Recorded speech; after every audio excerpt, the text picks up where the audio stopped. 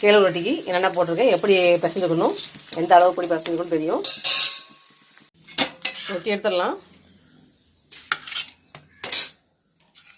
Next எண்ணெய் ஊற்றிக்கலாம்.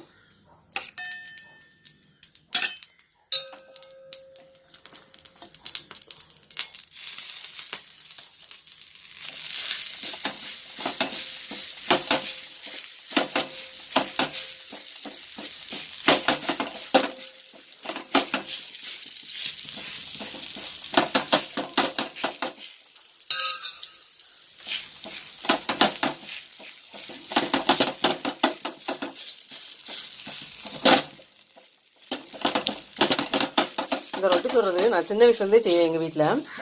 இந்த கேழ்வரகு ரொட்டி, கேழ்வரகு புட்டு இதெல்லாம் வந்து நான் வந்து சின்ன வயசுலேருந்தே எங்கள் அம்மாட்ட வந்து கற்றுக்கிட்டு தான் எங்கள் வீட்டில் நான் தான் மோஸ்ட்லி இதெல்லாம் செய்வேன். அதனால் சின்ன வயசுலேருந்து செஞ்சு எனக்கு வந்து ரொம்ப அப்படியே பழகி போச்சு.